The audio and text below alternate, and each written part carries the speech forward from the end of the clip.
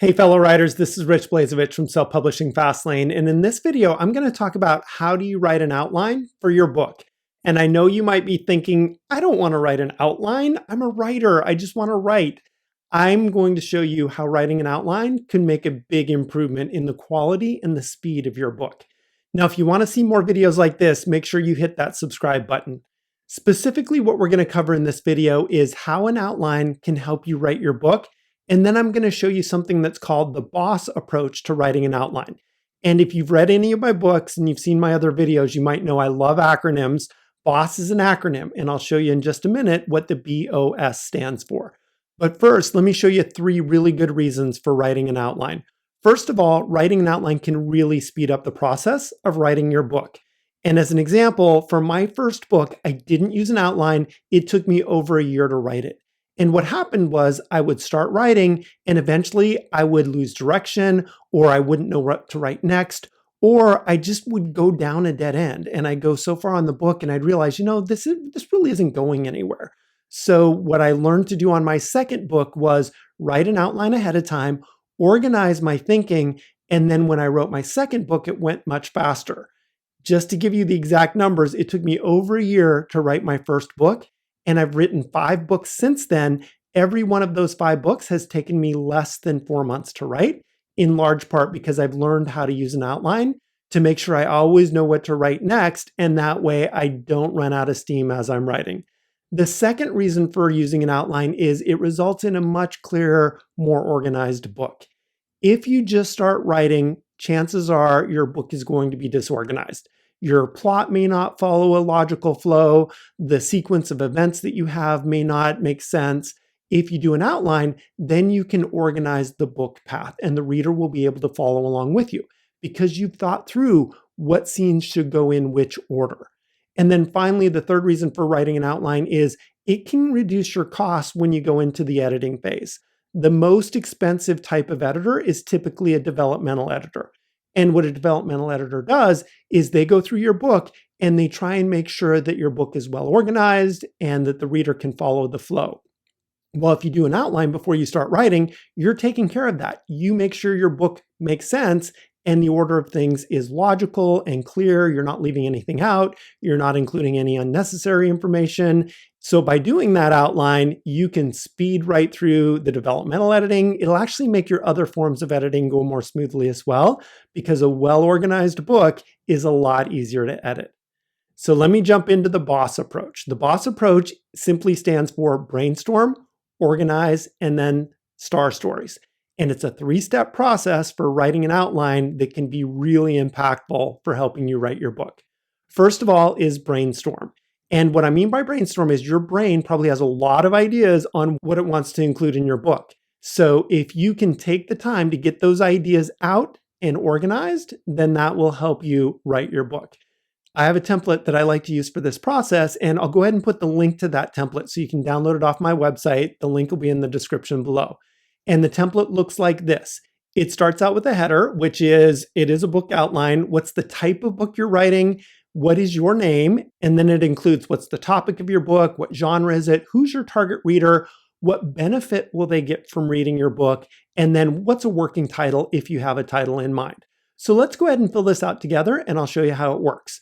Let's say I'm writing a memoir. So I'll put memoir in there in the type of book. I'll put my name in there. So you could put your name there as who the author is. And then for the topic, let's say I want to write a memoir about overcoming learning challenges. And your memoir could be about anything. It could be about business success. It could be about being diagnosed with a specific medical condition. It could be about struggles you have with anxiety. I'm picking learning disability because I personally have dyslexia, and this is kind of an outline for what my memoir might look like, but yours could be about any topic you choose. So let's finish going through this. Topic, overcoming learning challenges. Genre, the genre could be nonfiction, biography, and personal memoirs. Your genre might be different. Some people list their memoirs as self-help books. Some people might list it as a leadership book, but I'm just going to go ahead and put it in biography, personal memoirs. The target reader for this type of book could be people who have unconventional styles of learning. And the purpose of this book could be to give people tips for dealing with learning challenges. As you can see, I'm going to start brainstorming ideas.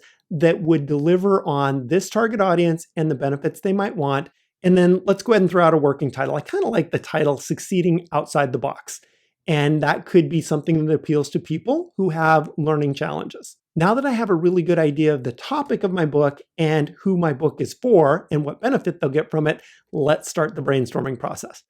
Brainstorming is simply dumping ideas out of your head that might make good topics for your book. So let's start dumping. Let's say for my memoir, I'm going to talk about the time I had to repeat ninth grade, or maybe being labeled as a slow learner when I was in first grade. Maybe I want to talk about finding unconventional ways to learn when I was in college, or 3 teachers who inspired me, or finally being diagnosed when I was 35 years old.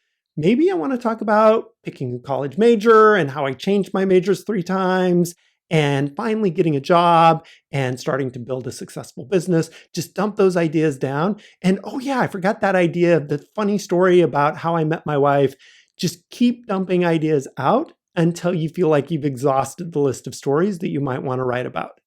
Once you have all those ideas dumped out, then it's time to start organizing those ideas.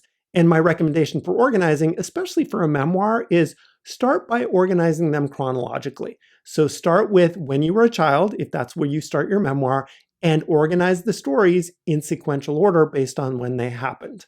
Once you get your memoir in sequential order, see if you want to keep it that way. You might have a reason to change it. You might decide that some stories need to come before others, but usually for readers, it's easier to follow a memoir if it flows chronologically. There's one exception. It's a really nice way to start a memoir if you have some big defining moment that's in your introduction, and that captures their attention. That might make the story relatable to your target audience. So what I'm going to do in this example is I'm going to move the defining moment in this list of stories up to the beginning and cover it in the introduction. And that could be being finally diagnosed with dyslexia at the age of 35. So that would be, wow, that's interesting. I have a learning challenge. This person has a learning challenge. I might want to read their entire book. So consider moving the most impactful event in your memoir up to the very beginning, and then take the reader back through the chronological order of your life. Once you get that all organized and you know what stories you're going to include and you know what order you're going to include them, try and look for themes. Most memoirs have a very clear theme. That theme could be overcoming a challenge. It could be a rags to riches story. It could be about passing on life lessons. And typically when people are writing memoirs, they're really writing them to serve the people who are going to read it or to pass along information. So pick the theme and make sure that you organize your chapters and cluster them based on your primary message. So when you look at this story, you might cluster them as you have an introduction, and that's really there to capture the reader's attention. Then you take the reader through this section of struggles. So they can relate to this child who's really struggling and having a hard time in school because maybe they were that child. Maybe they had a hard time. Then you talk about how you learn to compensate. Maybe you weren't able to read, so instead you had to listen, or maybe you had to problem solve. So those are compensating skills that a lot of people might have.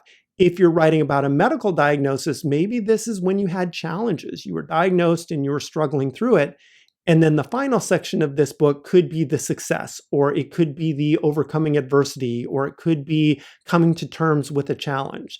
So if you organize your book as here's a bunch of stories, and then here are sections or themes for groups of those stories, that'll help the reader relate to what you're going through. Now in my BOS framework, there's a third letter. I took you through the brainstorm. I took you through the organize. The final letter is STAR stories. And if you've ever practiced for job interviews, you might remember STAR story frameworks. They are simply a way of telling a story so the person you're telling the story to can follow along. The STAR stands for situation, task, action, and result. So let me show you how to use it when you're building your outline. Start your outline with your introduction and list what you're going to put in your introduction. In this case, it's finally being diagnosed at 35 years old. Then grab their attention, and that could be how you got the news of being diagnosed or some big defining moment that's really going to capture their attention. In the introductions, I typically like to put who is this book for, and then why did I choose the stories that I'm going to include in the book. That's a good outline for the introduction. Let's jump into the chapters. The first chapter, if we go chronologically, is being labeled as a slow learner in first grade. Then if you apply the STAR story framework, you would say, what was the situation? Well, I was in first grade. What task was I trying to accomplish? I was just trying to keep up with the other kids. The actions were I would take tests, but I wouldn't have time to finish the tests. Or I would have assignments, but I really struggled with reading through the directions for the assignments. So I kept doing things incorrectly. And then what was the result? Well, the result was I was labeled as a slow learner. And then for each chapter, you can start with what was the situation? What task were you trying to accomplish? What actions were you doing? And then what was the result of those actions? You don't have to follow the STAR story very precisely, but it's a really good way to get your brain going and break up the roadblocks that you might run into when you're trying to write your story. And then for each chapter, just keep applying that framework. If you had to repeat ninth grade, then what was the situation? What task were you trying to accomplish? You might have been just trying to pass. What actions did you take, or what actions did other people take? And then finally, what was the result in that chapter? And keep going every chapter. If you write in that format, you can keep the momentum going. So that's the BOS framework. It stands for brainstorm, organize, and use those STAR stories to fill in the details. Hopefully that helps. Hopefully now you can create an outline that's this simple. It's very clearly laid out in multiple acts: an introduction, the time that I struggled through school, the compensating actions that I took, and then finally the success that I got at the end. So if you write a memoir like that, people will be able to relate. They'll be able to follow your storyline. And when you turn it over to editors, they won't have such a hard time editing because they'll see the flow of your book. Hopefully this helps, and it'll make it a little bit easier for you to finish writing your book.